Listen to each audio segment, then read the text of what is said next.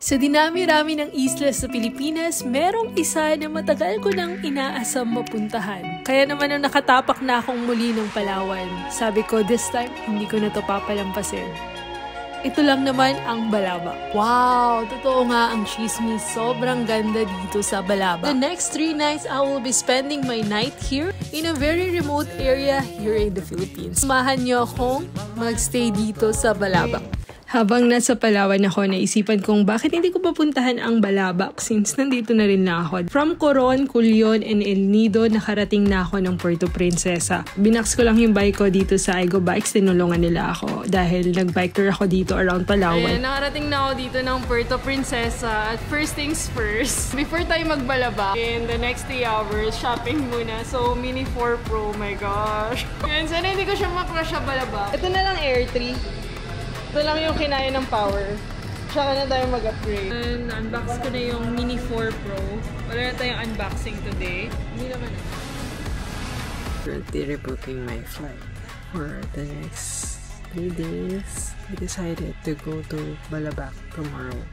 I mean, in the next 2 hours. It's 3 AM right now. I'm impulsively going to Balabac. And let's see. Now I'm leaving Puerto Princesa. I only have 4 days left. Dahil solo traveler ako, nag-book na lang ako ng tour package dito sa Cliff Waves and Travel and Tours. Sinundo ako ng van sa Puerto Princesa at 3 AM. Everyday halos meron silang mga tours dito. Kaya nung impulsively, naisipan ko kinabukasan, buti na lang meron silang tour dito. At narating ko na ang dulo ng mainland Palawan, ang Baliluyan Port. Ayan, touchdown Baliluyan Port. So dito tayo magsisimula ng island hopping going to Balabac. Mimimit ko lang yung tour guide dito.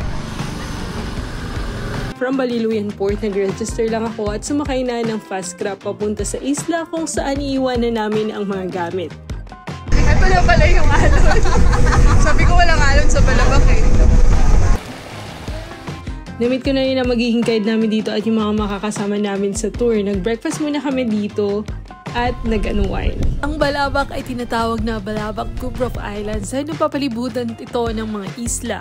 Nasa Balabac Town nakatira halos sa mga community dito at napapalibutan ito ng iba't ibang isla kung saan ito ang i-island hopping namin. Isa sa pinaka-highlight ng tour dito ay ang Onok Island. Nag-decide ang lahat na mag-overnight sa Onok Island. Day 1, we're just gonna chill today. So, meron naman tindahan dito.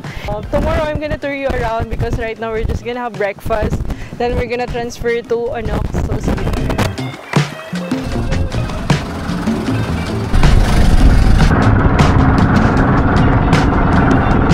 Ano outfit mo?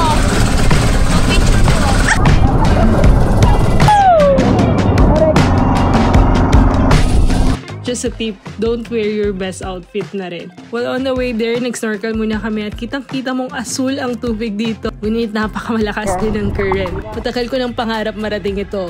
Finally, hindi ako makapaniwalang nandito na ako sa Balabac.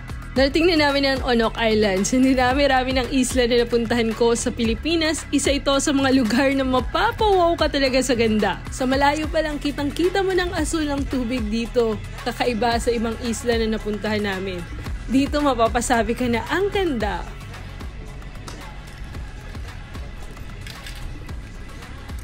Alimasag. Ano kaya ito babae? Bakla. Pag mas mataba ang babae. Daw po kapag yung kinakain yung crab. Galing yun sa Bataranta eh. Ito na to. Ayun lang, kung hindi ka handa sa mga ganitong klase ng bakasyon, kung saan walang marangyang accommodation. May power interruption, walang hot shower at shared bathroom lang, mukhang hindi ito para sa'yo. Kung gusto mong maka-experience ng paraiso, malayo sa convenient at gigising ng ganito sa umaga, siguro okay lang naman i-sacrifice yung comfort for a while. Kanina hindi ko alam kung magkakaroon ng sunrise pero yun, nagkaroon naman pala siya. Medyo cloudy eh. Tapos yun, sobrang perfect na sunrise ngayon. Labas namin ng accommodation, ito na yung bubungad sa atin. Ito, para kapag gusto nyo mag-shower, ito yung gagamitin natin. At alam nyo ba na itong tangke na to ay galing mismo sa mga ulan sa taas. So, yung ulan is directly pupunta siya sa tank. Yeah, galing. Good thing naman, kahit very remote sa area na to, meron silang hybrid solar panel dito. So, dito pala sa part na to, yung tulay na nakikita ko sa social media and hindi ko na-expect na nandito na tayo right now. Kahapon, itong part na to is nagiging low tide. So, kapag nagiging low tide siya, nagiging para siyang sandbar. So, sobrang ganda dito. So, meron silang mga tents dito. Actually, dun sa other side, merong mga kubo tsaka may mga kama. So, kung gusto nyo ng... I think minsan kasi napupuno dito kapag summer. So, dito pwede kayong mag-tent around. Eh, ganito yung place na mga gusto ko. Like, hindi crowded. Although it's weekends ngayon and off-season. As in, yung group lang namin yung tao dito. Wow. So, nagulat ako kasi sobrang laki pala ng isla na to. Na kapag pumunta ka dito, pwede kang pumunta sa other spots. So, meron kang kanya-kanyang spot.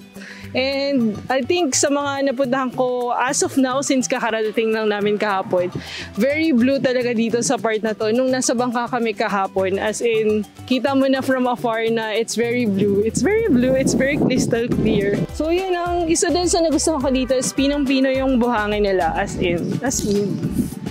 Tapos dun sa part na yun is meron din silang pinapara-rent na dome. I think mag-add lang kayo ng 500 pesos. And yung may-ari din pala nito is congressman. So siya yung nagmamanage ng buong lugar. I mean, this is a private property.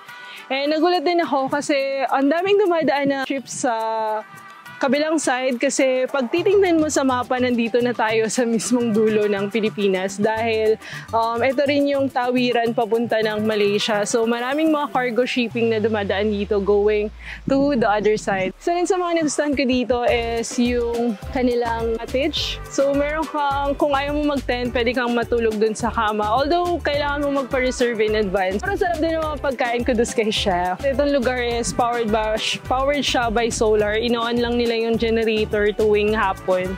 And yun, papahinga na ako kasi lilipat na kami ng kasunod na isla. So, yan. Nag-breakfast lang muna kami dito sa Onok Island. So, everyday, sinaserve na sa amin yung breakfast. Kakain na lang kami since nakapackage nga kami. Umalis na kami dito sa Onok Island at nag-island hopping na ulit. May tinigilan lang kami dito na makikita mo talagang kulay na asul ang katubigan. Ayun, trinay ko mag-dive dito pero failed. So, medyo malakas yung current. And along the way then may tinigilan pa kaming snorkeling spots. Napakaganda ng mga corals dito.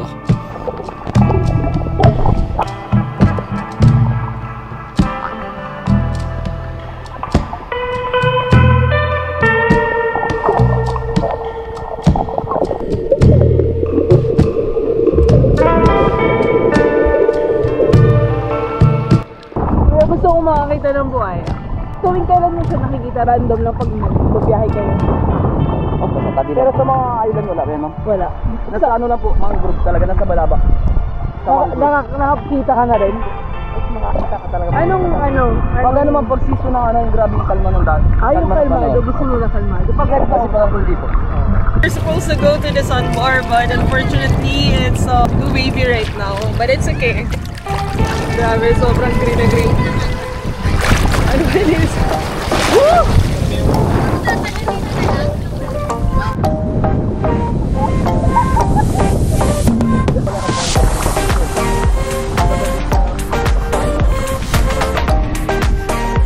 Magkano usually yung entrance sa Kana Island? Pagkatapos ng tour namin, bumalik na kami dun sa unang tinigilan namin kahapon. Pangalan ng bundok sa bukid nun, yung nandito kami sa Kanibungan, magla-lunch lang kami dito. And meron silang dive shop dito. 500 yung entry fee dito kasi may plano daw silang ayusin to. So yun, medyo pricey lang din. And since off-season ngayon, I think okay naman. Since nakapackage ako, part naman na siya ng package. Hi, doggy. We're gonna stay here sa base camp. So, ito yung pinaka-base camp namin. Nag-stop over ng day 1. Tapos, tomorrow, I think we're still gonna stay here. So, it's really secluded among all the islands. I mean, kahit weekends ngayon, as in, almost 2 groups lang din yung nandito. And I think kailangan nyo lang din mag-preserve ng kubo in advance kasi medyo nag-aagawan. Yeah, good thing it's a nice weather and we're just gonna chill right now. It's very serene here. I think among all the beaches that we've been, this is the calmest among all.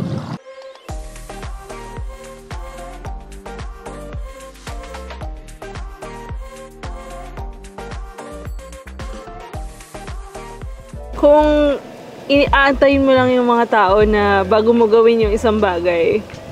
Wala. Wala. Wala kang match. Wala kang match. Hindi naman porket nagso-solo travel, di go agad. Bakit kayo judgmental? Hindi. Spontaneous kami. Like, I don't wanna do things na nakalimit sa ibang tao. Ayoko nung hihintay ko yung isang tao na hindi ko siya magagawa dahil, ay wait lang, inihintay ko siya kasi hindi siya pwede sa ganitong date. First of all, ang hassle. Ang hassle na may karga ka pa, maliban sa sarili mo. Hindi naman kasi porket nag-solo travel, nasaktan. I mean, nasaktan naman. Nasaktan kami. It's not enough reason. Kasi ayaw mo lang ng hassle sa... Kasi okay, you have friends. Yeah. But they can't match your vibe. So it's better na you go alone. Mingle with other people. While traveling, you will discover lots of things. It's 2 a.m. right now and I decided to go to Balabak town tomorrow. It's a very impulsive decision, but I think it's gonna be worth it. Kinabukasan, hindi ko na tinapos yung tour. Iniskip ko yung day 3 at naisipan kong pumunta sa mainland Balabak at gumawa ko ng separate video sa nangyari sa journey ko doon.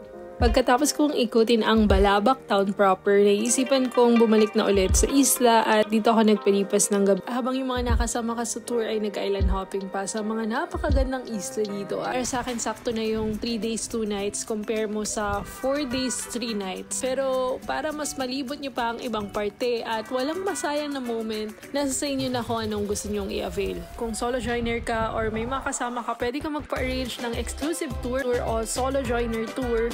Sa Clip Waves and Travel and Tour, sila yung nag-arrange ng tour ko dito. Masasabi ko na sobrang sulit ang pagpunta ko dito, especially kung gusto nyo makakita ng very raw, untouched, and secluded place. Pero nasa sa inyo na lang din kung willing kayong mag-sacrifice ng comfort dahil walang mga fancy accommodation dito.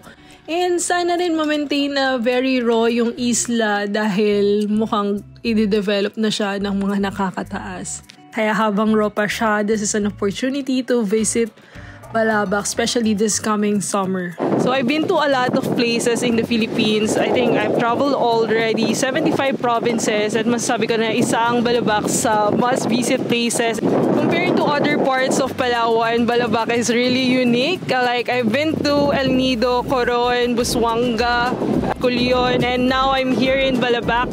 And it's very laid back compared to other places. If you're into serenity, this is the perfect place to be. And yeah, and this ends my Balabak adventure. Now I'm heading back to Puerto Princesa, then to Manila. Pagkatapos ko ng Puerto Princesa, kinuha ko lang yung bike ko sa Aigo Bikes at dumiretso na ako ng airport. Sobrang nagpapasalamat ako sa Aigo Bikes for helping me on this.